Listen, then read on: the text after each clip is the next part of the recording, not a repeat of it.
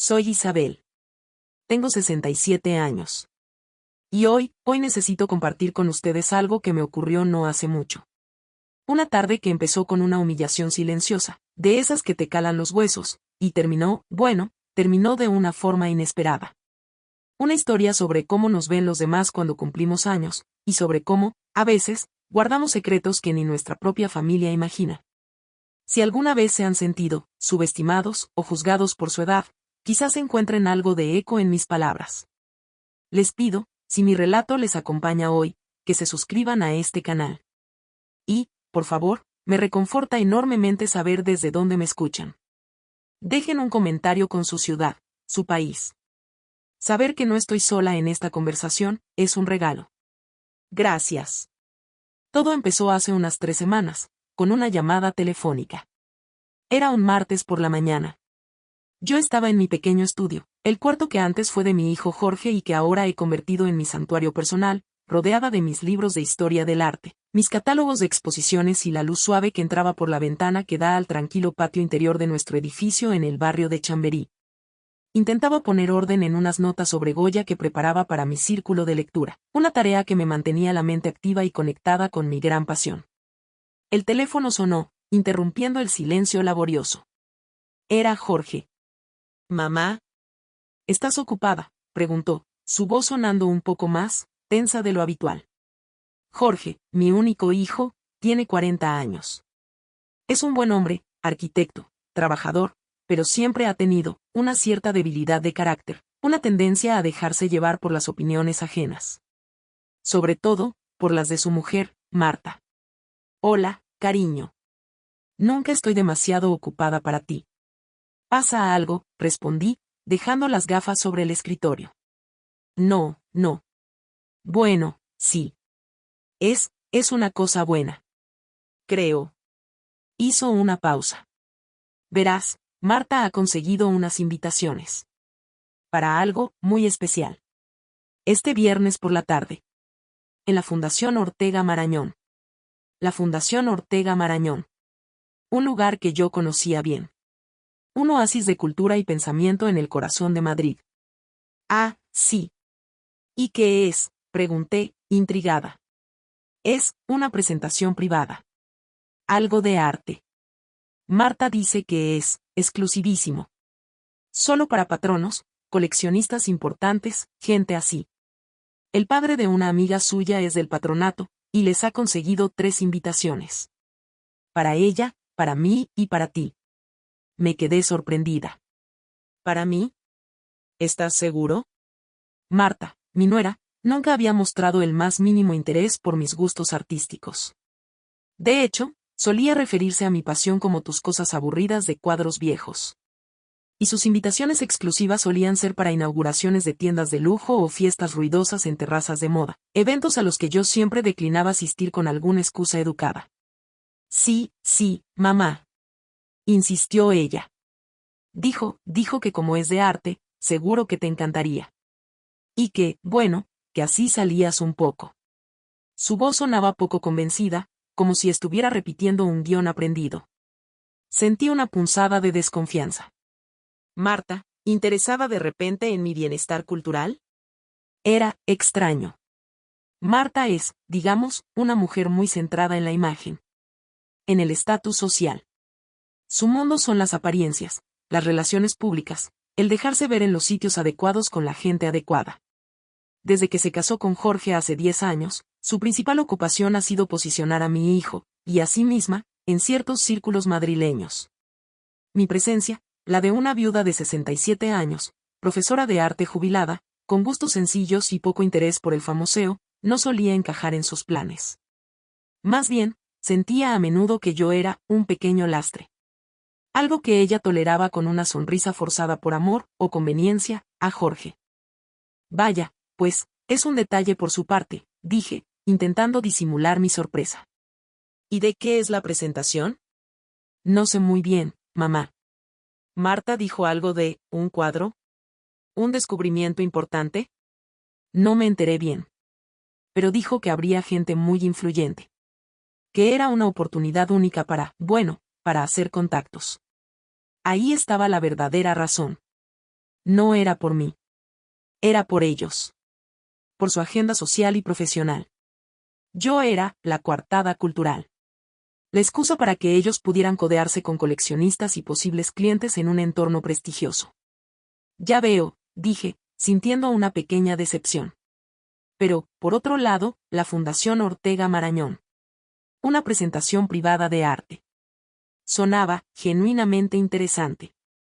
Quizás, a pesar de las intenciones ocultas de Marta, podría disfrutarlo. ¿A qué hora es? El viernes a las 6 de la tarde. Pero hay que estar allí a las 5:30. Por el control de seguridad, dice Marta. Es muy restringido. Seguridad, repetí. ¿Para ver un cuadro? No sé, mamá. Ya sabes cómo son estas cosas de gente importante. Habrá escoltas, supongo. Marta dice que va a ir gente del ministerio, coleccionistas con piezas aseguradas en millones, cosas así. Mencionó la palabra escoltas con una naturalidad que me inquietó un poco. Parecía excesivo. De acuerdo, hijo, dije, decidiendo ignorar mis recelos. Me apetece. Sí. Hace tiempo que no voy a la fundación. Gracias por pensar en mí. Genial, mamá. Pues entonces, te recogemos a las 5, ¿vale? Ponte guapa, ¿eh? ¿Qué va a ser, elegante? Su tono era casi una orden. Siempre voy guapa, Jorge, respondí con una leve ironía que él, por supuesto, no captó. Colgué el teléfono. Me quedé mirando mis notas sobre Goya. La invitación inesperada me había dejado una sensación agridulce. Por un lado, la perspectiva de un evento cultural interesante. Por otro, la certeza de ser utilizada como un peón en el juego social de mi nuera. Y esa mención a la seguridad, a las escoltas, algo no encajaba. ¿Tanta expectación por un cuadro? ¿Qué cuadro podía ser? No había oído rumores en el mundillo del arte. Normalmente, esas cosas se filtran. Intenté desechar mis dudas. Quizás Marta, por una vez, había tenido un gesto genuino. Quizás, simplemente, quería compartir algo conmigo. O quizás estaba tan desesperada por encajar en ese círculo exclusivo que necesitaba llevar a la experta de la familia como salvoconducto. Pasé los siguientes días con una mezcla de curiosidad y aprensión. Elegí que ponerme con cuidado. Opté por un traje de chaqueta de tweed gris, clásico pero elegante, que había sido de mi madre y que yo había adaptado. Una blusa de seda color lavanda. Mis zapatos de tacón bajo más cómodos, porque sabía que habría que estar de pie. Y mi broche favorito, una pieza art déco de plata y amatistas que fue de mi abuela. Discreta, pero con historia. Nada que pudiera desentonar ni por exceso ni por defecto. El viernes llegó. Lluvioso, como había estado toda la semana. A las 5:45, yo ya estaba lista, esperando en el recibidor. Oí el coche llegar. Miré por la mirilla. Era el coche de Jorge, un Audi oscuro. Pero al volante no estaba él. Era un chofer uniformado. Y en el asiento trasero, vi a Marta, hablando por el móvil. Bajé. El chofer me abrió la puerta con una deferencia casi exagerada. Marta colgó el teléfono justo cuando yo entraba. Isabel. Qué puntual, dijo, con una sonrisa que no llegó a sus ojos. Llevaba un vestido negro muy ajustado, tacones altísimos y un abrigo de cachemir sobre los hombros. Su maquillaje era impecable. Parecía lista para una sesión de fotos, no para ir a una fundación cultural. ¿Dónde está Jorge?, pregunté, mientras el coche se ponía en marcha. Ay, se ha retrasado en una reunión. Un imprevisto. Qué raro en él, dijo, poniendo los ojos en blanco. Pero nos alcanzará allí. No te preocupes. No me preocupaba. De hecho, casi lo prefería. Ir sola con Marta, la perspectiva no era agradable. El trayecto fue corto, pero tenso. Ella volvió a enfrascarse en su teléfono, enviando mensajes frenéticamente. Yo miraba por la ventana las calles mojadas, los paraguas de colores. El coche olía a cuero nuevo y al perfume penetrante de Marta. Llegamos a la fundación, en la calle Fortuny. Un palacete impresionante. Había varios coches negros, oficiales, aparcados en la puerta. Y hombres. Hombres discretos, con traje oscuro y pinganillo en la oreja, apostados en la entrada y a lo largo de la acera. La seguridad era visible. Mucho más de lo que había imaginado. Vaya, murmuré. Sí que es exclusivo. Te lo dije, dijo Marta, guardando el móvil y retocándose el pintalabios en el espejito del bolso.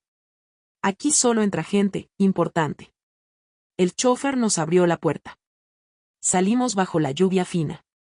Marta caminaba rápido con sus tacones sobre la acera mojada. Yo la seguía, con mi paso más lento, más cauteloso.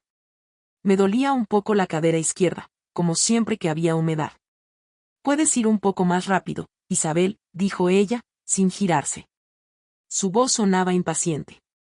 «Vamos a llegar tarde. Y odio llegar tarde». Aceleré el paso, sintiendo una punzada de dolor y de humillación. Apenas habíamos salido del coche y ya empezaba. Nos acercamos a la entrada. Uno de los hombres de seguridad, alto, con el pelo rapado, se interpuso en nuestro camino. «Buenas tardes». «Sus nombres, por favor». Su tono era cortés pero firme. «Marta Robles de Aguirre». «Y mi suegra, Isabel Martínez», dijo Marta, con un aire de importancia. Sacó una tarjeta de su bolso. El hombre consultó una lista en una tablet. Asintió. «Adelante, señoras.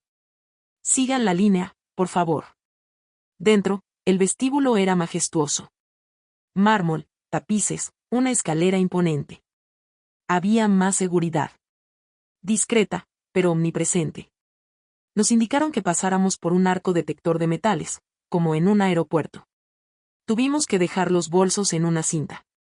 «¡Qué exageración!», bufó Marta, mientras recogía su bolso al otro lado. Una mujer joven, con un traje impecable y una acreditación colgada al cuello, se acercó a nosotros. «Señoras Aguirre y Martínez, bienvenidas. Por aquí, por favor. La presentación será en la Sala Goya». Empezamos a caminar por un pasillo largo, alfombrado. Las paredes estaban cubiertas de cuadros magníficos. Yo aminoré el paso instintivamente, queriendo admirar un Sorolla que no recordaba haber visto allí. «Isabel, por favor», siseó Marta a mi lado, agarrándome del brazo. «No te pares ahora. Pareces una turista. Ya tendrás tiempo de mirar luego». Tiró de mí, obligándome a seguir su ritmo rápido. Sentí de nuevo el dolor en la cadera. Y la humillación. Me estaba tratando como a una niña. O como a una mascota molesta. Llegamos a la entrada de la Sala Goya. Era un salón impresionante, con artesonado de madera y grandes retratos. Habría unas 30 o 40 personas. Un murmullo bajo de conversación educada. Camareros con bandejas de plata ofrecían copas de champán. Reconocí algunas caras. Coleccionistas importantes. Críticos de arte. El director del Museo del Prado. El ministro de Cultura. La seguridad aquí dentro era aún más palpable. Hombres de traje oscuro, apostados discretamente en las esquinas, observándolo todo. Marta soltó mi brazo y se lanzó a la casa. Reconoció a alguien, un empresario famoso. «Ricardo. Qué alegría verte. Soy Marta, la mujer de Jorge Aguirre». Se olvidó de mí al instante. Yo me quedé sola.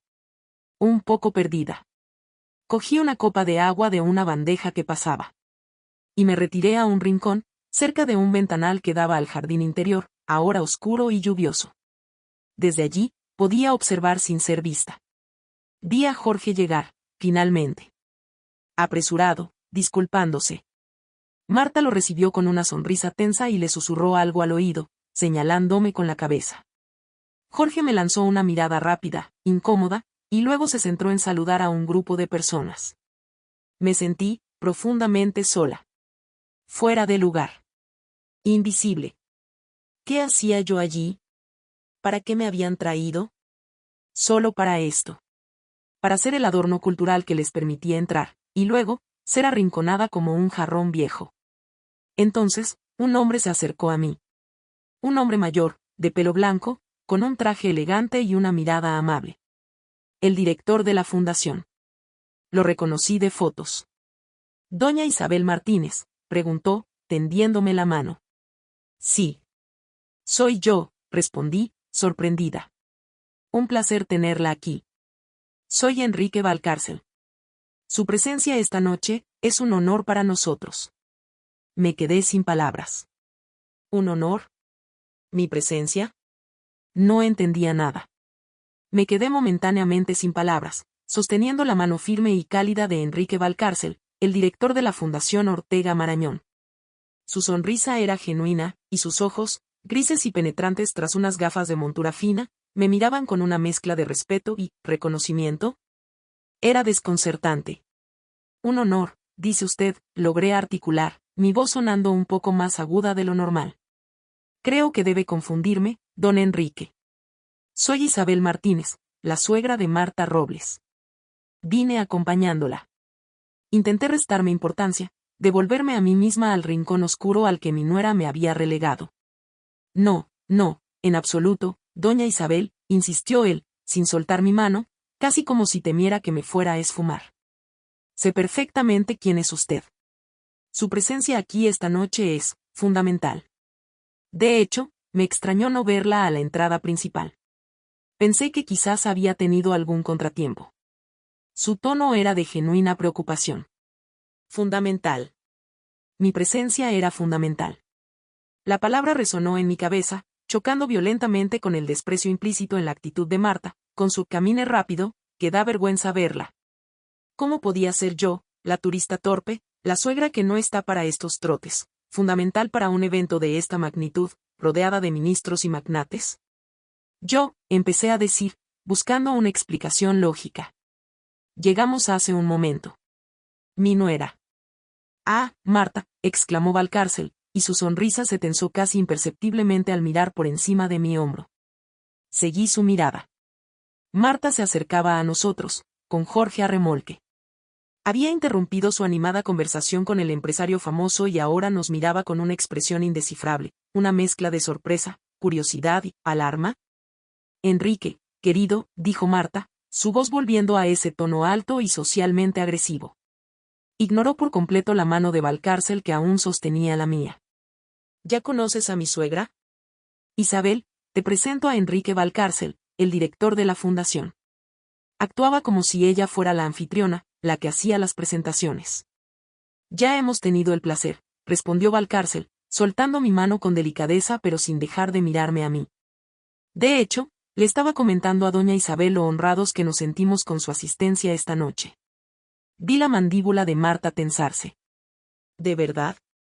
Qué amable, Enrique. Isabel es, bueno, una gran aficionada al arte. ¿Verdad, Isabel? Me lanzó una mirada que era a la vez una advertencia y una pregunta. ¿Qué demonios está pasando aquí? Sí, respondí, recuperando un poco la compostura. Una simple aficionada. Me interesa mucho saber qué tesoro nos van a desvelar hoy. Ah, el tesoro, dijo Valcárcel, sus ojos brillando con una excitación contenida. Algo extraordinario, doña Isabel. Algo que creo que a usted, en particular, le va a interesar profundamente. Volvió a enfatizar el usted. Jorge, mi hijo, que había permanecido en silencio, observando la escena con evidente confusión, intervino.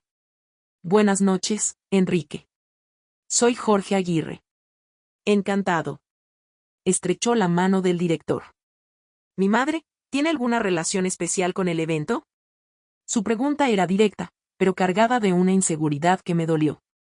Mi propio hijo no tenía ni idea de si yo era alguien importante o no. Valcárcel sonrió enigmáticamente. Digamos, Jorge, que tu madre tiene una conexión. Una conexión histórica muy relevante con lo que vamos a presentar. Miró su reloj. Si me disculpan, debo saludar a otros invitados. Doña Isabel, por favor, siéntase como en su casa. Busque un buen sitio. No querrá perderse detalle. Hizo una leve inclinación de cabeza y se alejó, perdiéndose entre los corrillos de gente elegante. Nos quedamos los tres solos por un instante, en medio del murmullo creciente del salón.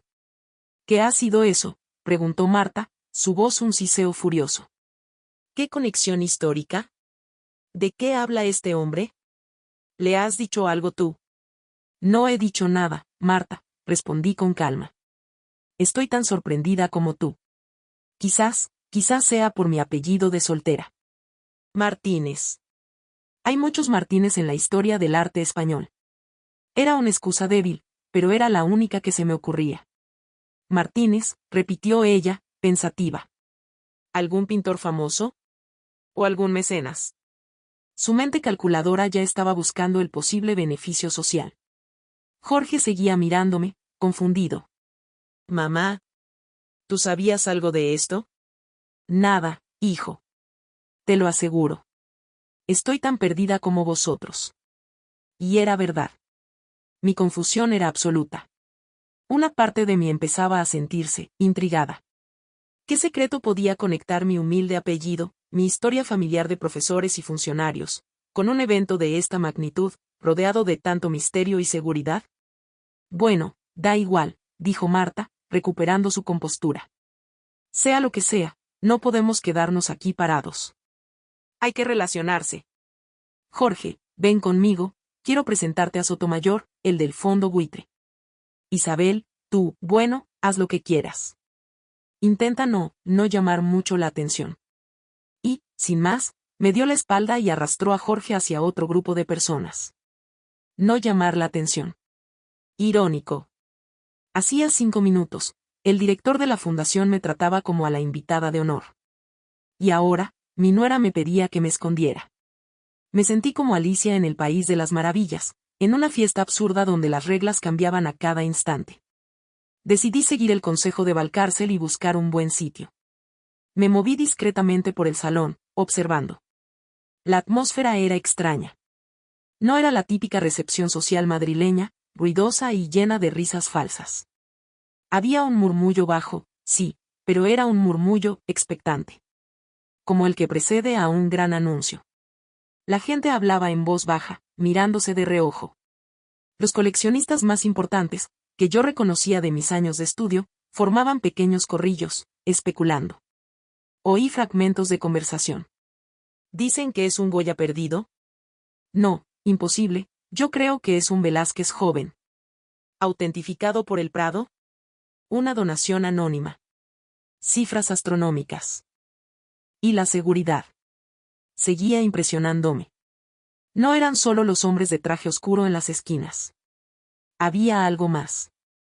Una tensión invisible. Noté que varios de los cuadros que normalmente colgaban en esa sala habían sido retirados. Y en el centro de la pared principal, frente a la cual se habían dispuesto unas pocas filas de sillas doradas como para una pequeña conferencia, había un gran rectángulo cubierto por una pesada cortina de terciopelo rojo. 2 guardias de seguridad, inmóviles como estatuas, flanqueaban la cortina. Y cerca, vi a un hombre con bata blanca y guantes, probablemente un restaurador o conservador del museo, hablando en voz baja con Enrique Valcárcel. Claramente, lo que fuera que iban a presentar, era algo de un valor incalculable. Algo que justificaba ese despliegue. Encontré una silla libre en la segunda fila, un poco apartada. Me senté. Desde allí, tenía una buena vista del escenario improvisado y de la cortina roja. Saqué mi pequeño cuaderno de notas y un lápiz del bolso. Un viejo hábito de historiadora del arte. Siempre preparada para tomar apuntes. Vi a Jorge y Marta moverse por el salón como peces en el agua.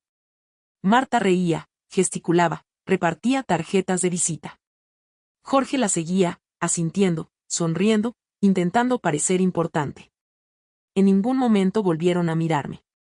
Yo ya había cumplido mi función, la de llave de entrada. Ahora era, de nuevo, invisible para ellos. Y, extrañamente, eso me alivió. Prefería ser invisible a ser humillada. Las luces del salón se atenuaron ligeramente. Un hombre subió a la pequeña tarima situada junto a la cortina roja. Era el ministro de Cultura. Lo reconocí de la televisión. El murmullo cesó por completo. Todas las miradas se clavaron en él. Señoras y señores, patronos de la fundación, amigos del arte, comenzó, su voz amplificada por un micrófono discreto. Es un honor y un privilegio extraordinario darles la bienvenida esta noche a un evento que, no dudo en calificar, de histórico. Habló durante unos 10 minutos. Palabras elocuentes sobre la importancia del mecenazgo, sobre el patrimonio artístico español, sobre la labor de la Fundación Ortega Marañón. Yo escuchaba a medias, mi atención dividida entre sus palabras y la cortina roja. ¿Qué habría detrás? Marta, sentada unas filas más adelante junto a Jorge, empezó a impacientarse. La vi mirar su reloj ostentoso. La vi susurrarle algo a Jorge. Él le hizo un gesto para que se callara. Ella bufó discretamente. Su interés por el arte era claramente nulo. Solo le importaban los contactos, el brillo social. Después del ministro, subió Enrique Valcárcel. Su tono era diferente. Más personal. Más emocionado. Gracias, ministro. Gracias a todos por su presencia. Lo que vamos a desvelar hoy, dijo, y su mirada recorrió la sala hasta detenerse un instante en mí, no es solo una obra de arte. Es una historia. Una historia de amor, de pérdida, de generosidad silenciosa. Una historia que ha permanecido oculta durante más de 70 años. 70 años. La guerra civil. La posguerra. Mi mente empezó a trabajar. ¿Una obra incautada? ¿Un tesoro escondido? Hace unos meses, continuó Valcárcel, recibimos una comunicación. Una comunicación sorprendente. Provenía de los albaceas de un hombre recientemente fallecido en Suiza. Un hombre que vivió una vida discreta, anónima. Pero que guardaba un secreto. Un secreto magnífico. Hizo una pausa dramática. La expectación en la sala era palpable. Podía oír la respiración contenida de la gente a mi alrededor. Este hombre, dijo Valcárcel, bajando la voz, había heredado de su padre una única obra de arte. Una obra que su abuelo, un diplomático español destinado en París durante los años 30, había adquirido en circunstancias particulares. Una obra que permaneció oculta, guardada en una cámara acorazada de un banco en Ginebra, durante décadas. Ni siquiera él mismo, el último propietario, la había visto en persona más que un par de veces en su vida. Y en su testamento, continuó Valcárcel, este hombre, sin herederos directos, dejó instrucciones muy precisas. Que la obra fuera devuelta a España. Que fuera entregada al Estado español, para su exhibición pública. Y que fuera presentada, aquí. En esta fundación. Como un homenaje a la memoria de sus abuelos. Durante meses, hemos trabajado en el más absoluto secreto con el Ministerio y con expertos del Museo del Prado para verificar la autenticidad, organizar el traslado y preparar esta presentación. Y hoy, por fin, podemos compartir con ustedes este milagro. Se giró hacia la cortina roja. Los dos guardias de seguridad se tensaron. El hombre de la bata blanca se acercó. Señoras y señores, dijo Valcárcel, su voz vibrando de emoción. Tengo el inmenso honor de presentarles una obra maestra perdida. Una joya del siglo de oro español. Una pintura cuyo último rastro se perdió en París en 1938. Una obra firmada por Diego Velázquez. Un jadeo colectivo recorrió la sala. Velázquez. Un Velázquez perdido. Era imposible. Era el sueño de cualquier historiador del arte. Sentí un escalofrío. Mis manos empezaron a sudar. Valcárcel hizo una señal. El hombre de la bata blanca tiró suavemente de un cordón dorado. Y la cortina de terciopelo rojo empezó a descorrerse. Lentamente. Revelando la obra oculta. La cortina de terciopelo rojo se deslizó con un susurro casi inaudible, como una exhalación contenida, revelando no solo un cuadro, sino un portal. Un portal a otro tiempo, a otra luz, a otra verdad. El silencio en la sala Goya se volvió absoluto, denso, cargado de una reverencia casi religiosa. Incluso el murmullo expectante se ahogó. Solo se oía, creo, el latido colectivo de 40 corazones asombrados. Y el mío, que martilleaba en mis sienes con una fuerza inusitada. Mis ojos, los ojos de una vida dedicada a mirar, a descifrar, a amar el arte, se clavaron en el lienzo iluminado por focos discretos pero precisos. Mis gafas de verde cerca, olvidadas sobre mi nariz, magnificaron cada detalle. Y lo que vi, me dejó sin aliento. Literalmente. Sentí que el aire abandonaba mis pulmones en un suspiro involuntario. Era un Velázquez. No cabía la menor duda. Estaba allí, inconfundible, la pincelada suelta pero precisa, casi mágica. La forma inimitable en que capturaba la luz, no solo la que incidía sobre los objetos, sino la luz interior, la que emanaba de las propias figuras. La paleta sobria, dominada por ocres, tierras, negros profundos y blancos luminosos, salpicada aquí y allá por un toque vibrante de carmín o azul cobalto. La atmósfera. Esa atmósfera densa, casi palpable, que envolvía a sus personajes, dotándolos de una presencia psicológica abrumadora. Era él. Era el genio sevillano en estado puro. Probablemente de su primera etapa madrileña, pensé rápidamente, mi cerebro de historiadora activándose por instinto. Hacia 1625, quizás 1630. Antes de su primer viaje a Italia. Todavía con esa influencia caravagista en el claroscuro, pero ya con esa soltura, esa modernidad asombrosa en la ejecución. El tema era inesperado. No era uno de los grandes retratos reales ni una escena mitológica compleja. Era un retrato. Un retrato de una mujer. De medio cuerpo, sentada en un sillón frailero apenas esbozado contra un fondo neutro, oscuro, del que emergía gracias a una luz lateral intensa que modelaba sus facciones y las calidades de su ropa. La mujer representada era joven, quizás 30 años. No era una belleza clásica, pero tenía una fuerza inmensa en la mirada. Ojos oscuros, grandes, inteligentes, que miraban directamente al espectador, con una mezcla de melancolía y desafío. Llevaba un vestido negro, austero, de terciopelo, con un cuello de valona blanco, almidonado, que enmarcaba su rostro pálido. Sus manos, finas y pálidas, descansaban sobre el regazo, una sobre la otra. En una de ellas, apenas visible, sostenía un pequeño libro encuadernado en cuero. Y en el dedo anular de la mano izquierda, un anillo. Un anillo con una piedra oscura, quizás un azabache o un granate, engastado en oro. Pero lo que me dejó paralizada, lo que hizo que mi corazón diera un vuelco doloroso, no fue la maestría indiscutible de Velázquez. No fue la identidad desconocida de la retratada. Fue un detalle. Un detalle en el fondo oscuro, a la derecha de la figura. Casi imperceptible al principio, como una sombra más densa, como un pentimento del pintor. Pero estaba allí. Esbozada con unas pocas pinceladas sueltas, fantasmales, pero inconfundibles para mí. Una silueta. La silueta de una niña pequeña, de perfil, mirando a la mujer retratada. Una niña con el pelo recogido en 2 trenzas. Me llevé la mano a la boca.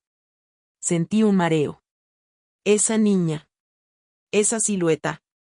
Oí murmullos a mi alrededor. Voces expertas, susurrando. Increíble. La calidad de las carnaciones. ¿Quién será? Podría ser Pacheco.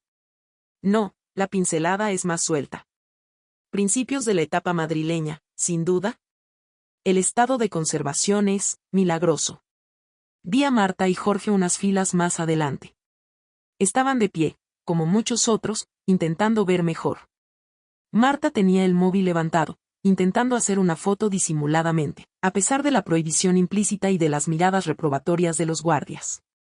Jorge miraba el cuadro con una expresión de vaga admiración, pero sus ojos iban de un lado a otro, buscando caras conocidas entre la multitud, calibrando el impacto social del evento.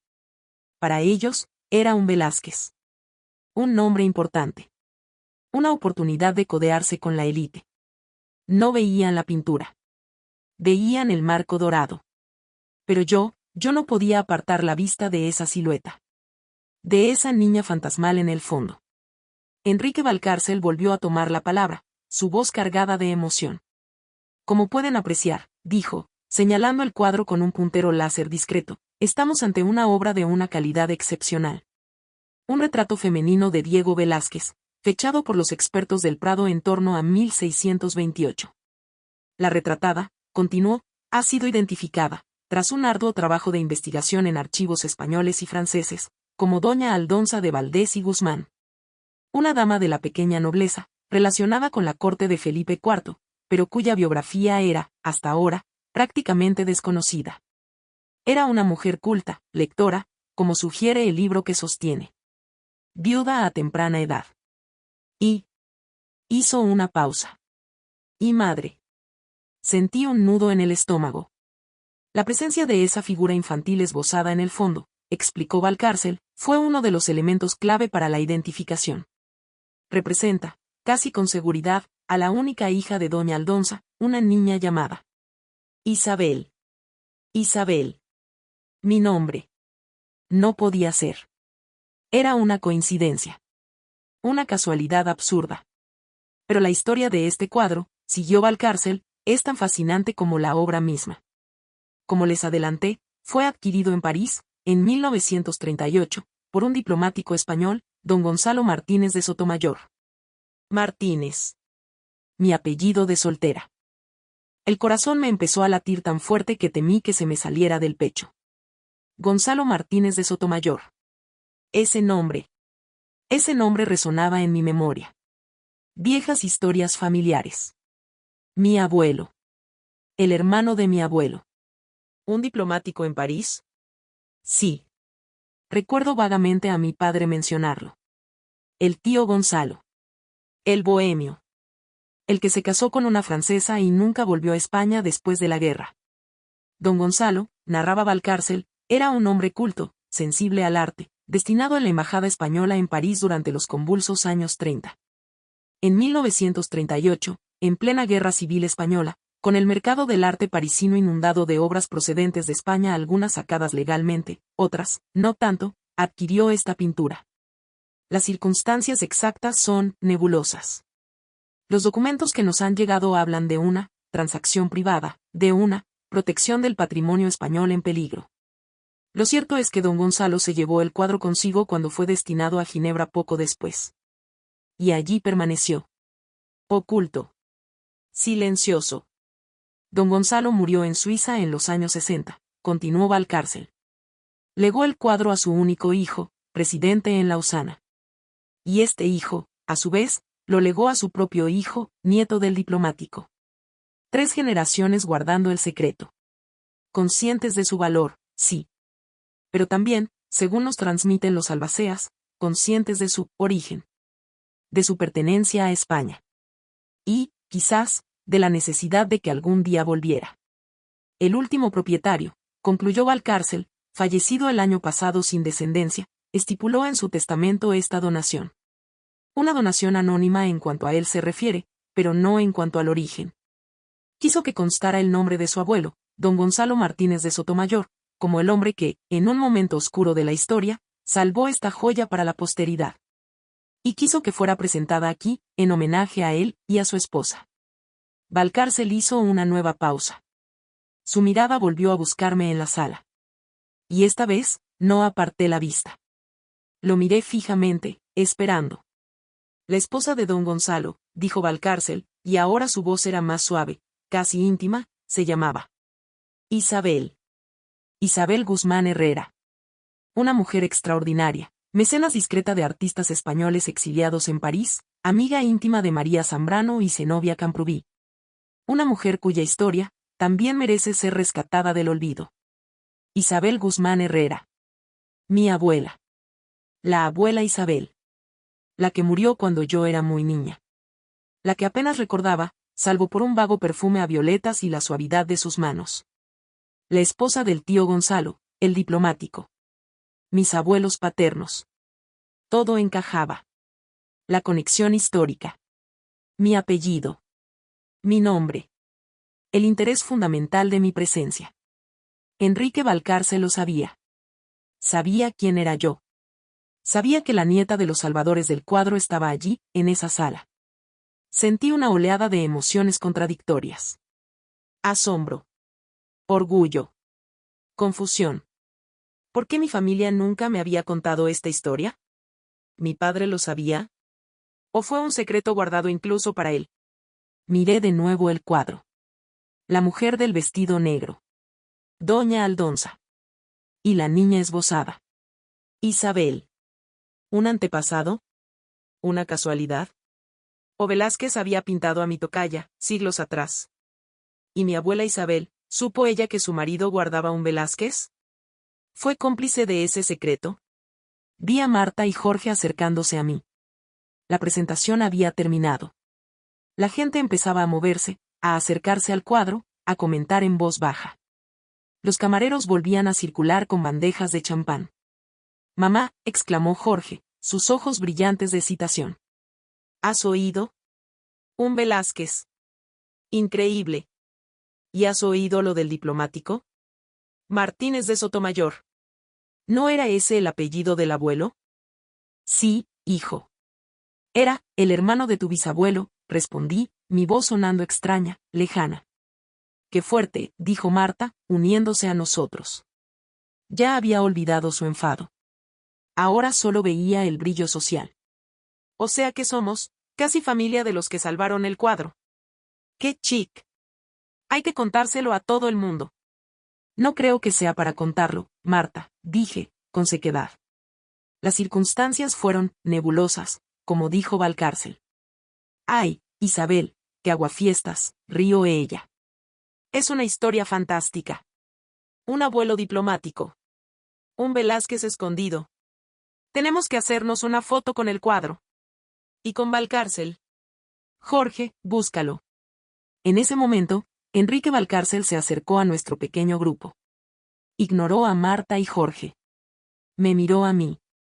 Doña Isabel, dijo en voz baja, inclinándose ligeramente.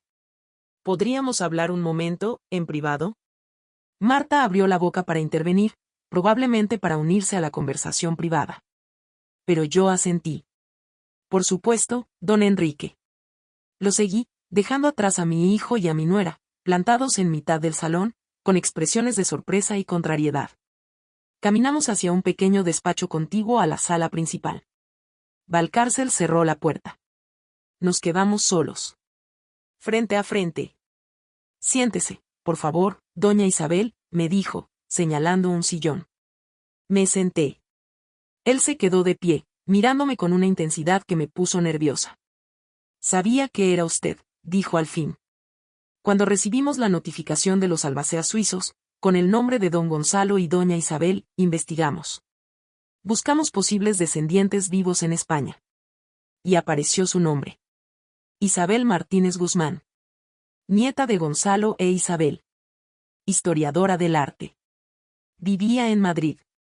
Era demasiada coincidencia. Yo no sabía nada, susurré. Lo juro. Lo sé, dijo él. Por eso su presencia hoy aquí era tan importante para nosotros. Y por eso, hay algo más. Algo que el último propietario dejó, específicamente para usted. Sacó un sobrelacrado de su bolsillo. Similar al de la carta de Beatriz, pero más antiguo. Más solemne. Llevaba mi nombre escrito. Isabel Martínez Guzmán. Es una carta, dijo Valcárcel.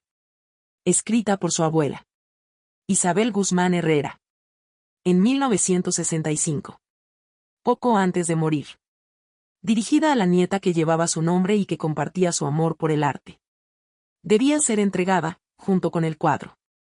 Me tendió el sobre. Mis manos temblaban tanto que apenas podía cogerlo. Una carta. De mi abuela. La abuela que apenas conocí. Lo miré. El lacre intacto. Mi nombre, escrito con una caligrafía elegante, femenina. ¿Qué secretos guardaba ese sobre? ¿Qué historia olvidada estaba a punto de descubrir? Sostenía el sobrelacrado en mis manos temblorosas. El papel era grueso, antiguo, con los bordes ligeramente amarillentos por el paso del tiempo. Mi nombre, Isabel Martínez Guzmán, estaba escrito con una caligrafía elegante, inclinada, femenina, con una tinta sepia que parecía desvanecerse. Era la letra de mi abuela. Una letra que apenas recordaba haber visto, quizás en alguna dedicatoria de un libro infantil, pero que ahora, inexplicablemente, reconocía como propia, como parte de mi ADN. El sello de lacre, intacto, mostraba un pequeño escudo familiar que nunca antes había visto. ¿El de los Guzmán? ¿O el de mi abuelo Martínez? La historia de mi familia paterna siempre había sido un territorio nebuloso, eclipsado por la figura más presente y cálida de mi familia materna. Mi padre, un hombre bueno pero reservado, raramente hablaba de su infancia, de sus padres. El tío Gonzalo, el diplomático, era apenas una mención ocasional, el pariente lejano y un poco excéntrico que vivía en el extranjero. Y mi abuela Isabel, era un retrato en blanco y negro sobre la cómoda de mis padres, una mujer joven de mirada intensa y melancólica, cuyo perfume a violetas era lo único que mi memoria infantil había logrado retener. Mi abuela, susurré, acariciando el sobre. Sentí una conexión extraña, poderosa, a través de las décadas. Como si ella estuviera allí, en esa pequeña oficina silenciosa, esperando a que yo rompiera el sello y liberara sus palabras. Enrique Valcárcel me observaba en silencio, respetando mi emoción. Sus ojos grises, tras las gafas, eran amables, comprensivos. Tómese su tiempo, doña Isabel, dijo con suavidad. Imagino que es impactante. Asentí, incapaz de hablar. Impactante era quedarse corto. Era revolucionario. Como si la historia de mi vida, la narrativa que yo me había contado a mí misma durante 67 años, la de la profesora de arte jubilada, la viuda discreta, la madre y abuela un poco al margen, estuviera a punto de ser reescrita por completo. Hay algo más que debes saber, continuó Valcárcel, bajando la voz. La donación del cuadro, según el testamento del nieto de don Gonzalo, tenía una condición. Una condición muy particular. Levanté la vista, intrigada. ¿Qué condición? El donante estipuló que la presentación oficial de la obra solo podría realizarse si usted, doña Isabel Martínez Guzmán, como única descendiente directa conocida de don Gonzalo y doña Isabel residente en España, estaba presente. Y si aceptaba recibir esta carta. Me quedé helada. ¿Cómo? Si yo no hubiera venido. Si no hubiera aceptado la invitación que me consiguió mi nuera por pura conveniencia social. El cuadro habría vuelto a Ginebra, confirmó Valcárcel. O habría permanecido oculto en los almacenes del Prado, esperando. Esas eran las instrucciones notariales. Inquebrantables. Por eso su presencia era tan fundamental. Buscamos su contacto a través de registros, de asociaciones de historiadores. Fue mi secretaria quien localizó a su nuera, Marta, a través de una conocida común en el mundo de las relaciones públicas. Le explicamos la situación de forma discreta. Le dijimos que había un evento cultural importante relacionado con su familia política, y que la presencia de usted era deseable. No podíamos revelar la magnitud del secreto, por supuesto. Cruzamos los dedos para que ella entendiera la indirecta y la trajera.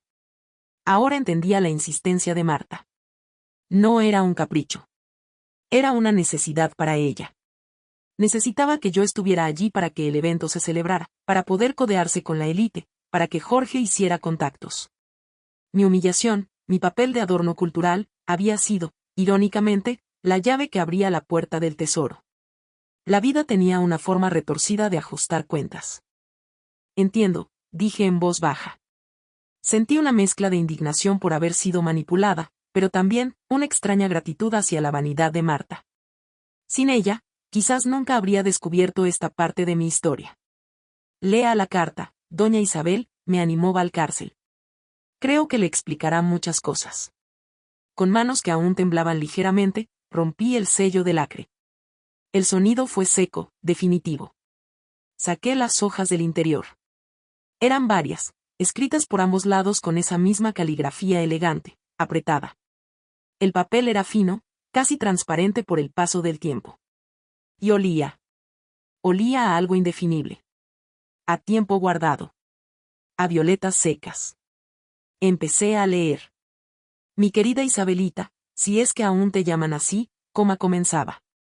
Te escribo esta carta en un otoño frío de Ginebra, en 1965. Ya soy una mujer mayor, como tú lo serás cuando leas esto, si es que alguna vez llega a tus manos. Tu abuelo Gonzalo murió hace 2 años. Y yo siento que me queda poco tiempo. Demasiados secretos pesan en mi corazón, y hay uno que necesito compartir contigo. Contigo, porque llevas mi nombre. Contigo, porque sé, por las pocas noticias que me llegan de tu padre, que has heredado mi amor por la belleza, por el arte. Algo que, en esta familia de diplomáticos y hombres prácticos, siempre fue visto como una excentricidad femenina. Sentí un nudo en la garganta. Mi amor por el arte. Mi excentricidad. Mi abuela lo sabía. Me veía. No sé qué te habrá contado tu padre de nosotros, continuaba. Probablemente poco. Gonzalo y yo vivimos una vida compleja. Llena de luces y sombras. Él era un hombre brillante, sí. Un diplomático eficaz. Pero también, un hombre atormentado por su tiempo. Por la guerra. Por las decisiones que tuvo que tomar.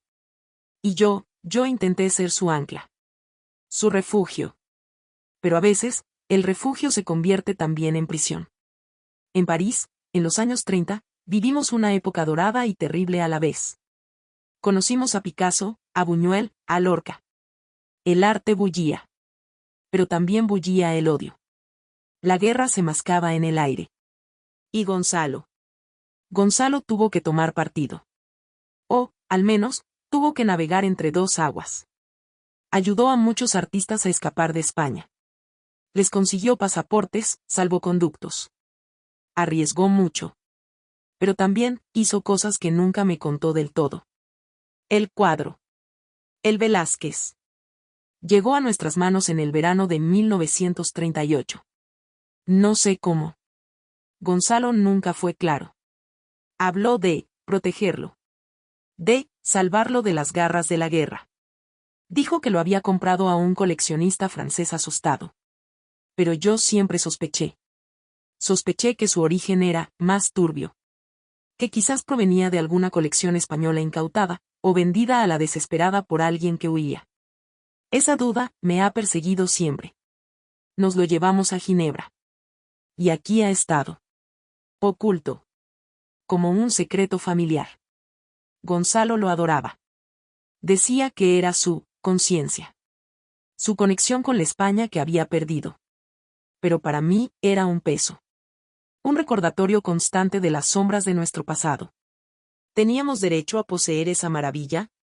¿No debería estar en el Prado, a la vista de todos?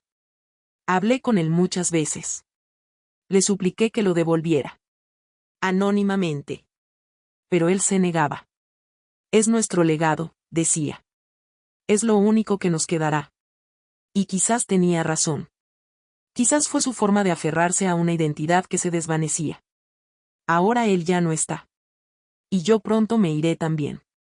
Nuestro hijo, tu tío abuelo, no siente el mismo apego por el cuadro. Ni por España. Es suizo de corazón. Sé que, cuando yo falte, probablemente lo venderá. O lo dejará olvidado en la cámara acorazada de un banco. Y eso no puedo permitirlo. Por eso, he dejado instrucciones. Instrucciones complejas, notariales. Para que el cuadro solo pueda ser devuelto a España si tú, mi nieta, mi tocaya, la que lleva mi sangre y mi amor por el arte, estás allí para recibirlo. Para cerrar el círculo.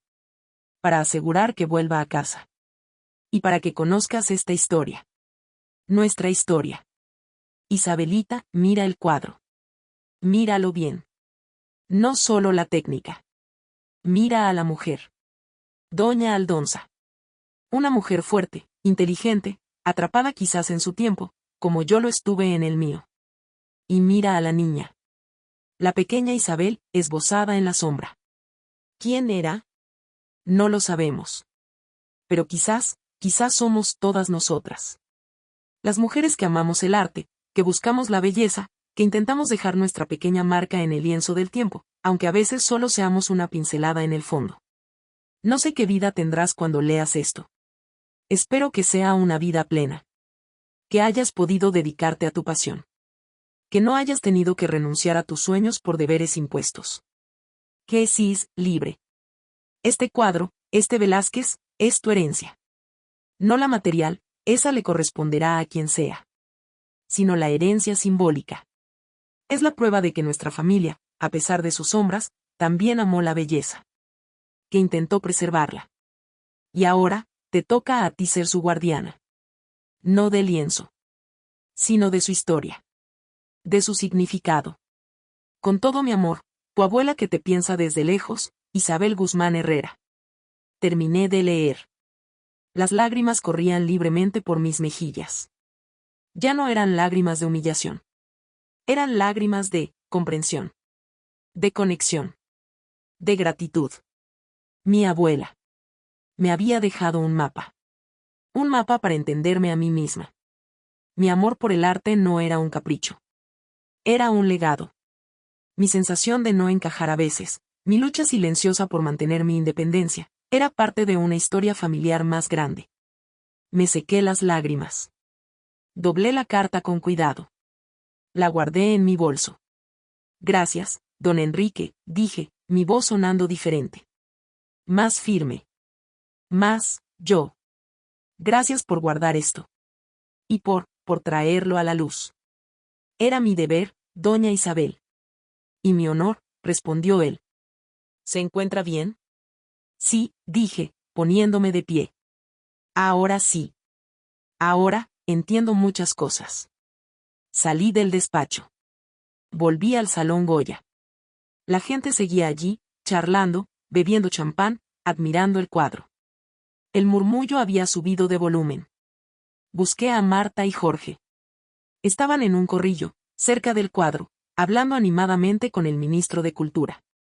Marta gesticulaba, sonreía. Jorge asentía. Probablemente, estaban intentando capitalizar su conexión familiar con el evento. Me acerqué a ellos. Lentamente. Isabel, ¿dónde te habías metido?, dijo Marta, al verme llegar. Su tono era de reproche, pero había una nueva chispa de interés en sus ojos. ¿Qué te ha dicho Valcárcel? ¿Era algo importante? Sí, querida, respondí, con calma. Algo familiar. Jorge me miró, expectante. ¿El qué, mamá? ¿El diplomático era pariente nuestro? Era mi abuelo, confirmé. Y su mujer, mi abuela. Los que guardaron el cuadro. Lo sabía, exclamó Marta, triunfante. Miró al ministro. Imagínese. Somos familia. ¡Qué casualidad tan increíble! El ministro sonrió educadamente. Enhorabuena, señora. Es una historia fascinante. Pero la historia, intervino Enrique Valcárcel, que se había acercado discretamente detrás de mí, no termina ahí, ministro. Puso una mano en mi hombro. La donación testamentaria incluía una condición muy especial. Y es que la presentación solo podía hacerse con la presencia y aceptación de la nieta directa, aquí presente. Doña Isabel Martínez Guzmán. Historiadora del arte. Y, podríamos decir, la verdadera depositaria del legado moral de esta obra. Vi la cara de Marta descomponerse. Vi la confusión en los ojos de Jorge. Vi al ministro mirarme a mí con un nuevo interés. Ah, sí, dijo el ministro. Usted es historiadora del arte, doña Isabel. Lo fui, señor ministro, respondí. Ahora solo soy una aficionada. Pero una aficionada, con raíces profundas. Miré el cuadro. La mujer del vestido negro me devolvió la mirada desde el lienzo. Y la niña, en la sombra. Ya no eran desconocidas. Eran familia. Marta intentó decir algo. Pero se quedó sin palabras. Su protagonismo se había esfumado. La vieja suegra a la que había intentado arrinconar era, de repente, el centro de la historia. La verdadera conexión. Sonreí. Una sonrisa tranquila. Ya no me sentía invisible. Ya no me sentía fuera de lugar. Estaba exactamente donde tenía que estar. En mi casa. En mi historia. Sosteniendo el hilo invisible que me unía a mi abuela, a través de un océano de tiempo y un lienzo magistral. La escolta, la seguridad, el protocolo, no eran para los Alarcón ni para los ministros. Eran para proteger el secreto hasta que yo llegara. Eran, en cierto modo, para mí. Hola de nuevo. Gracias. Gracias por haber llegado hasta el final de esta historia tan inesperada, incluso para mí. Aquella tarde, cuando mi hija me pidió que no fuera a su boda, sentí una herida profunda, un rechazo que me hizo cuestionar mi propio valor. Me sentí como un elemento discordante, una sombra del pasado que debía ser ocultada. La humillación de mi nuera, sus prisas, su vergüenza ajena por mi lentitud, todo parecía confirmar mi invisibilidad. Pero a veces, la vida tiene formas muy extrañas de recordarte quién eres. Ese Velázquez perdido, esa carta de mi abuela, fueron como un espejo que me devolvió una imagen olvidada de mí misma. Descubrí que mis raíces eran más profundas de lo que pensaba, que mi pasión por el arte no era un simple pasatiempo, sino un legado familiar. Que mi presencia, lejos de ser discordante, era fundamental. La escolta, la seguridad, todo ese despliegue que yo había interpretado como parte del mundo ostentoso de los Alarcón, resultó ser, en parte, para proteger el secreto hasta que yo llegara, la depositaria de esa historia familiar. Fue irónico. y profundamente conmovedor. Gracias por escucharme hoy. Leeré, como siempre, cada uno de vuestros comentarios. Saber desde dónde me habéis acompañado me hace sentir conectada, parte de algo más grande. Cuidaos mucho. Y recordad siempre que, aunque a veces nos sintamos invisibles o fuera de lugar, todos tenemos una historia única, un legado valioso. Solo tenemos que estar atentos a las señales que nos ayudan a recordarlo. A veces, están escondidas en un viejo cuadro, en una carta olvidada, o en el susurro de nuestros antepasados. Hasta pronto.